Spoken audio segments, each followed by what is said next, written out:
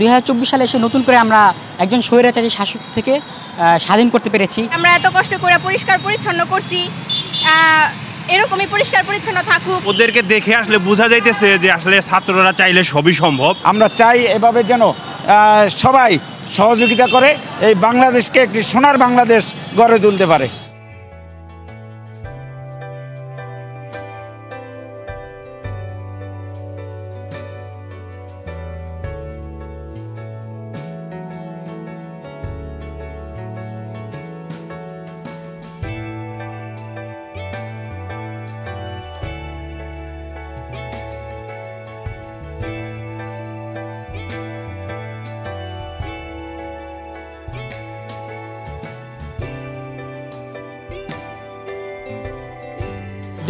সালে এসে নতুন করে আমরা একজন স্বৈরাচারী শাসক থেকে স্বাধীন করতে পেরেছি, যার কারণে আমাদের দেশের অনেক ক্ষয়ক্ষতি হয়েছে, অনেক ধ্বংসযজ্ঞ হয়েছে। তা আমরা চাচ্ছিলাম কি যে আমাদের আসলে এই দেশটাকে পুনরায় গঠন করার জন্য আমাদের নিজের থেকে এগিয়ে আসা দরকার আমাদের সবার।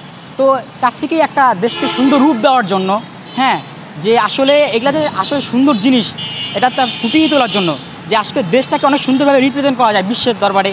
বা আমাদের এর দ্বারা খালি আমাদের সৌন্দর্য এরকম না, এটার দ্বারা আমাদের রুচিরও একটা বহিঃপ্রকাশ পায়, যে আমরা আসলে কতটুকু রুচিসম্মত আমরা একটা জাতি। আমরা চাই যে আমাদের শহরটা যেন পরিষ্কার পরিচ্ছন্ন থাকে এবং রং দিয়ে রং করার কারণে যেন রঙিন হয়, আর আমাদেরটা দেখে যেন সবাই উৎসাহ পায় এভাবে সুন্দরভাবে দেশটাকে রঙিন করতে এবং পরিষ্কার পরিচ্ছন্ন রাখতে। পরিষ্কার পরিচ্ছন্ন থাকে যেন বাচ্চারা এদিকে বা নিউ জেনারেশন যারা আছে তারা এদিকে যারা যাতায়াত করবে যেন তাদের ভালো লাগে, তারা দেখলে যেন আরও উৎসুক হয় রং করার বিষয়ে বা নিজের এলাকা পরিচ্ছন্ন রাখার বিষয়ে। আমরা চাই যে আমরা এত কষ্ট করে পরিষ্কার পরিচ্ছন্ন করছি, এরকমই পরিষ্কার পরিচ্ছন্ন থাকুক, এরকম পরিষ্কার পরিচ্ছন্ন সবাই রাখুক, যেখানে সেখানে ময়লা ফেলা, যেখানে সেখানে প্রস্রাব করা, এরা যাতে মানুষ এগুলো থেকে যাতে বিরত থাকে, আমরা এইটুকুই চাই। এরা রং করতেছে, খুবই সুন্দর লাগতেছে। আসলে ওদেরকে দেখে আসলে বোঝা যাইতেছে যে আসলে ছাত্ররা চাইলে সবই সম্ভব।